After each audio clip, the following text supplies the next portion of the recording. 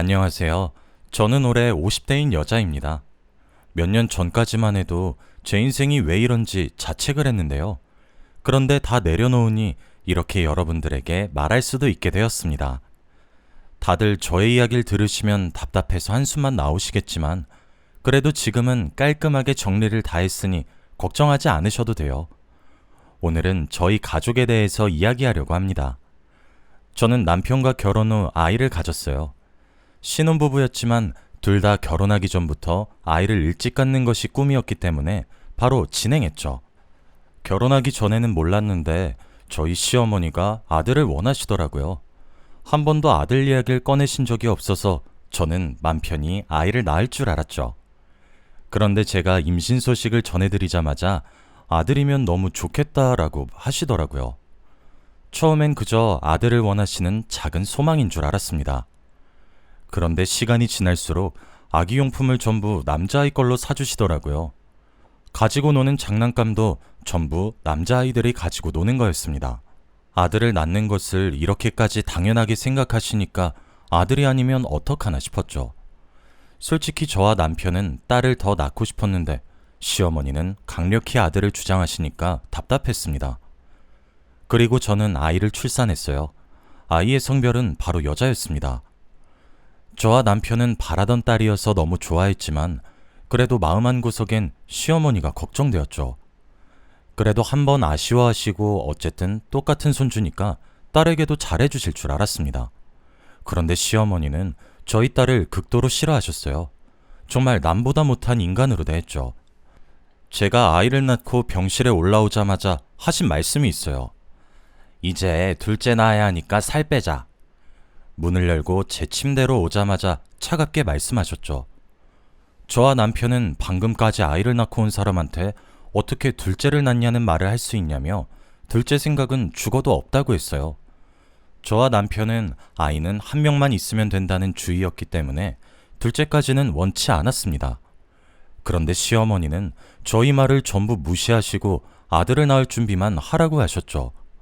그리고 저희 딸아이의 얼굴을 보지도 않으시고 병원에서 나가셨습니다. 제가 퇴원을 하고 집으로 돌아갈 때까지 병원에는 한 번도 오지 않으셨죠. 너무 서운하고 억울했지만 그래도 제 편을 들어주는 남편이 있어서 버틸 수 있었습니다. 딸을 데리고 집에 왔는데 물건들이 전부 남자아이 거라 너무 미안했어요. 저는 아직까지도 딸한테 너무 미안합니다. 한 번도 그 흔한 인형을 사주지 못했어요. 사주면 시어머니가 가져다 버리고 소꿉놀이 세트를 사줘도 다 갖다 버리시니 말이죠. 그래서 항상 딸은 로봇이나 자동차 같은 걸 가지고 놀았습니다. 그리고 옷도 항상 검은색, 파란색 이런 남자 아동복을 입고 다녔죠. 한 번도 레이스 달린 치마를 사주지 못한 게 너무 한이 됩니다. 아무튼 시어머니는 저희 딸을 정말 혐오하셨어요. 시어머니는 술을 먹으면 항상 어린 딸에게 발길질을 하시거나 욕설을 내뱉으셨죠. 그리고 시어머니가 담배를 피시는데 갓난아기를 담배를 피면서 안거나 담배를 피신 손을 씻지도 않으시고 얼굴을 만지시더라고요. 그래서 저희 딸이 기관지도 좋지 않고 피부병도 많이 났습니다. 그럴 때마다 저와 남편은 얼마나 가슴이 찢어졌나 몰라요. 저희 딸이 기관지가 약하다 보니 주기적으로 병원을 가야 했습니다. 그런데 그 모습조차도 좋지 않게 보시며 막말을 해댔어요. 에휴, 네 딸년도 참 불쌍하다. 애는 세상에 태어나면 안 됐을 애야. 어떻게 자신의 손주한테 이런 말을 할 수가 있나요? 저와 남편은 그 말을 듣고 참아왔던 것이 한 번에 터졌습니다. 그리고 남편은 시어머니를 집에서 내쫓았어요. 다시는 오지 말라고 일침을 날린 뒤 문을 쾅 닫았죠. 시어머니의 그런 말과 행동을 보고 있으면 가슴이 턱 하고 막혀요. 대체 저희 딸이 뭘 잘못했다고 저렇게 싫어하시나 싶었습니다. 사실 딸이 또래 친구들에 비해 많이 울지도 않고 착해요. 저와 남편한테 늘 애교도 많았고 사고 한 번 친 적이 없습니다. 그래서 동네 아줌마들 사이에서 착한 딸이라고 유명할 정도였어요. 워낙 동네가 좁다 보니 저희 딸이 공부도 잘하고 교우관계도 좋은 것을 알고 다들 딸 하나는 잘 낳았다고 했죠. 다들 이렇게 칭찬을 하는 와중에 저희 시어머니는 저희 딸을 욕하기 바빴죠. 그런데 이 일이 있고 나서 얼마 후 충격적인 것을 발견하고 말았습니다. 남편이 저희 집에서 시어머니를 내쫓고 정말 한동안 집에도 오지 않으셨고 연락도 안 하셨어요. 그래서 이제 저희도 드디어 관심을 끊으셨나 싶었습니다. 마음도 후련하고 이제 편해진 것 같아서 오랜만에 이불 빨래를 하려고 했어요. 그래서 커버를 벗기고 있는데 요상한 것을 발견했습니다. 바로 부적이었어요. 노란색 배경에 빨간색으로 알 수 없는 글들이 쓰여져 있었는데 아무리 봐도 뭔지 모르겠더라고요. 그래서 남편한테 혹시 이거 당신이 넣었냐고 물어보니 전혀 모르는 눈치였습니다. 저와 남편은 궁금한 건 못 참는 성격이었기 때문에 바로 집 근처 점집으로 가서 부적의 정체에 대해서 물어보았죠. 그런데 그 부적은 어떤 건지 아십니까? 바로 아들을 낳는 부적이었어요. 저와 남편은 그 점쟁이의 말을 듣고 온몸에 소름이 끼쳤습니다. 아들을 낳으려고 저희 몰래 이불에 부적을 심어 놓을 사람은 저희 시어머니밖에 없었죠. 저는 화가 머리끝까지 찼고 당장 차를 타고 시댁으로 갔어요. 그리고 부적을 내밀며 설명해보라고 했죠. 그런데 더 어처구니 없는 건 시어머니는 모른 척을 하셨습니다. 어머, 이게 뭐야? 넌 정말 모르겠는걸? 나 한동안 너희 집 안 갔잖아. 괜한 사람 오해하지 말고 꺼져. 이 말을 하며 저희를 현관문 밖으로 내보냈죠. 정말 화가 났지만 심증만 있고 물증은 없으니 답답할 노릇이었습니다. 시어머니의 그런 모습을 보고 약이 올라서 아들을 더 낳기 싫었어요. 평생 딸과 함께 살고 싶었습니다. 그런데 그건 제 마음대로 되지 않더라고요. 정말로 그 부적 때문인 건지 제가 아들을 임신하고 말았습니다. 제가 병원에서 성별을 들었을 때 왠지 아쉬웠어요. 한 번 더 딸이면 시어머니를 제대로 골탕 먹일 수 있을 것 같았거든요. 사실 저와 남편에게는 계획에 없던 아이이긴 하지만 그래도 저희 아이니 정성껏 키우려고 했어요. 그리고 아들을 낳으면 다시 저희와 시어머니가 사이가 좋아질 수도 있으니 화목한 가정이 되는 상상도 많이 했죠. 저는 아들을 가졌다고 시어머니께 임신을 하는 도중 말씀을 드렸고 시어머니는 동네방네를 뛰어다니셨어요. 집안에 경사가 났다고 말이죠. 저와 남편이 오히려 더 부끄러울 지경이었답니다. 아무튼 저희는 아들을 낳고 이제 다시 단란한 가족 환경이 될 줄 알았어요. 시어머니가 손주들을 많이 사랑해 주실 줄 알았죠. 그런데 그건 저와 남편의 착각이었습니다. 시어머니는 보란듯이 저희 딸을 소외시켰고 아들만 바라보았어요. 저와 남편이 옆에서 봐도 제 딸이 많이 불쌍했죠. 딸과 아들이 나이 차이가 조금 나서 딸도 대충 눈치를 채고 있었어요. 할머니가 자신보다 남동생을 훨씬 더 좋아한다는 사실을 말이죠. 시어머니는 아들을 낳고 한 번도 요구한 적이 없는 아들 사진과 동영상을 매일 밤마다 보내라고 하셨어요. 제가 딸을 낳았을 때는 보려고 하지도 않으시더니 저희 아들은 하루라도 안 보면 입안에 가시가 돋는다고 하더라고요. 그리고 제가 딱 하루 안 보내면 무슨 일 있는 줄 아셔서 부재중 통화를 30통 넘게 하십니다. 그런데 이렇게 저희 아들을 좋아만 하시면 화가 많이 나진 않았을 거예요. 제가 딸을 더 돌봐주면 되니 말이죠. 그런데 시어머니가 아들을 돌봐주시면서 딸이 받는 피해가 정말 상당했어요. 저와 남편이 바빠서 집을 비워야 할 때가 있었는데 시어머니가 자진해서 저희 딸아들을 돌봐주신다고 하셨습니다. 당연히 저희는 감사하다고 인사를 드렸고 집을 나가서 저녁에 들어왔죠.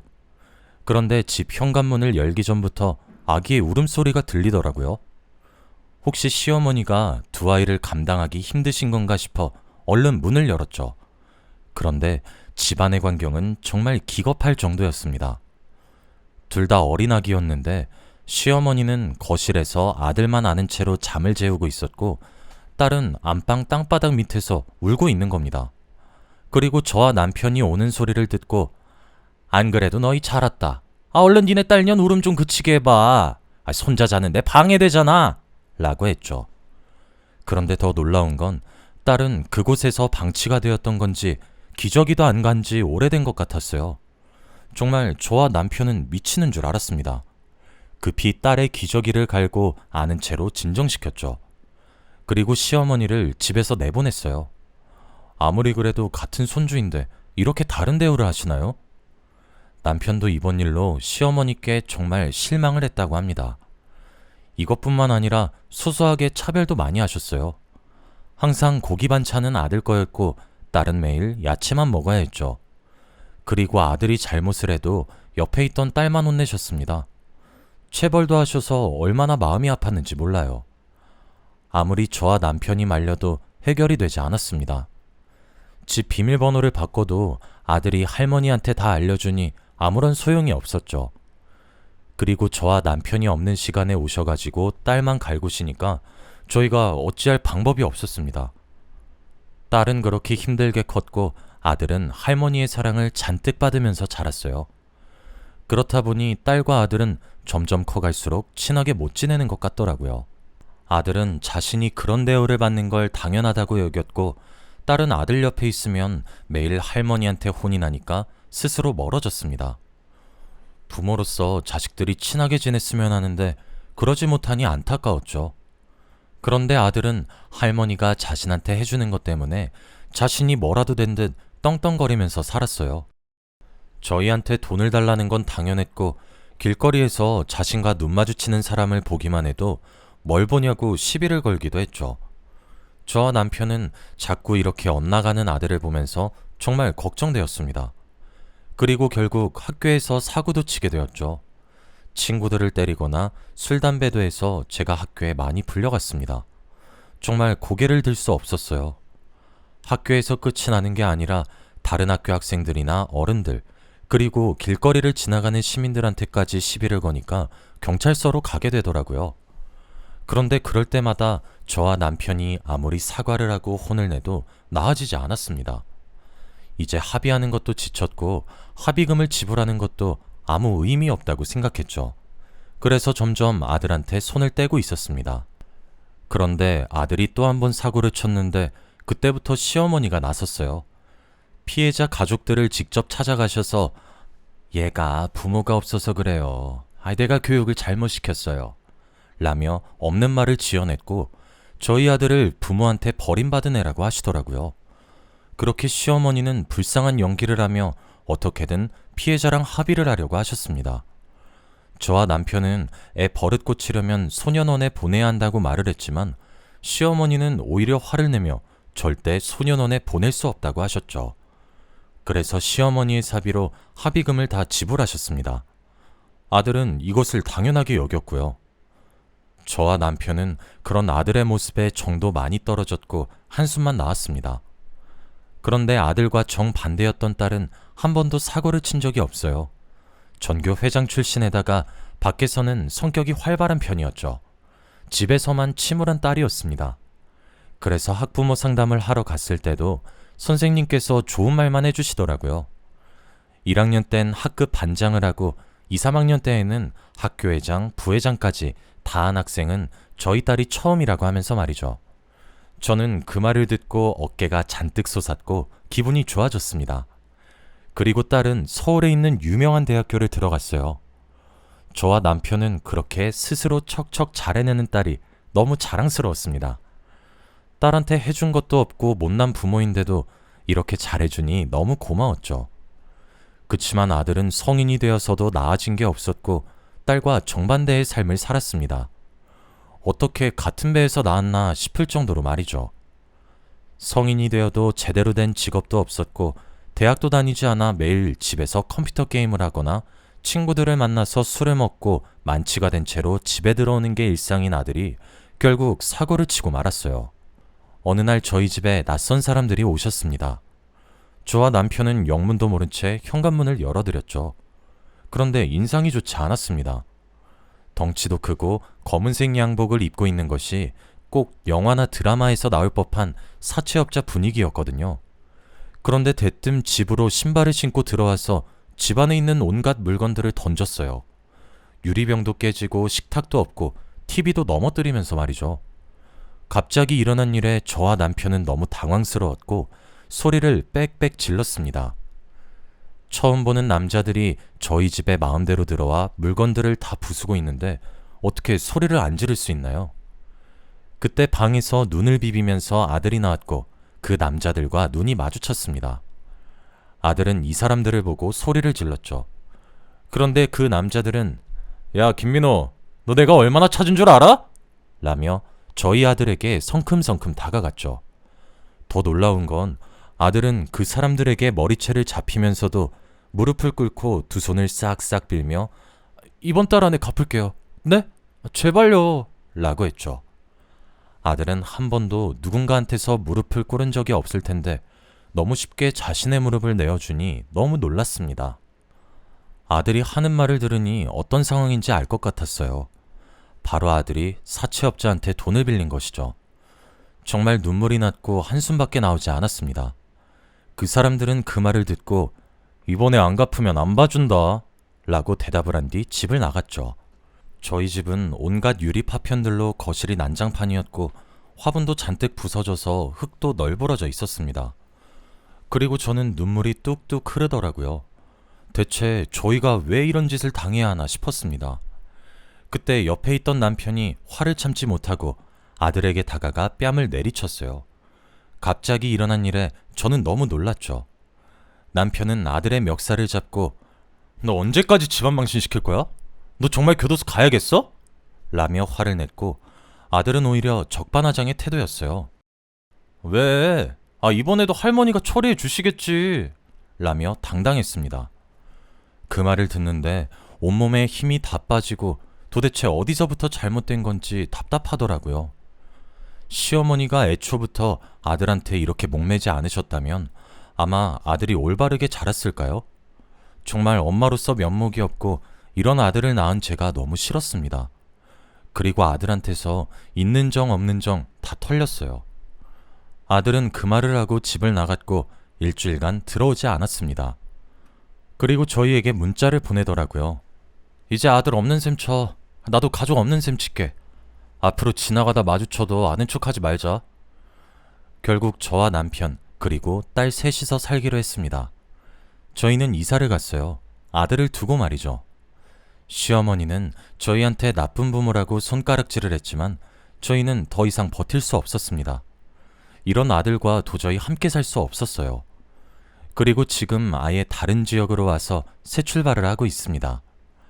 아들은 몇 년이 지난 지금까지도 연락이 없어요. 시어머니와는 연락을 하는 것 같은데 저희에게 말씀해주지 않으십니다. 저희가 이사를 가고 나서 시어머니와도 뜸해졌거든요. 그런데 정말 신기하게도 새 출발을 하는 곳으로 와서 행복해졌어요. 생활이 편안해지고 긴장감이 없는 삶을 살게 되더라고요. 항상 모르는 번호로 전화가 오면 아들이 이번에는 무슨 사고를 쳤나 싶었는데 이제는 그런 전화도 오지 않으니까 편해지긴 하더라고요. 딸도 지금 대학 생활을 잘하고 있고 저와 남편도 직장을 옮겼기 때문에 행복해요. 그래도 아들이 지금 어디서 어떻게 살고 있는지 궁금은 합니다.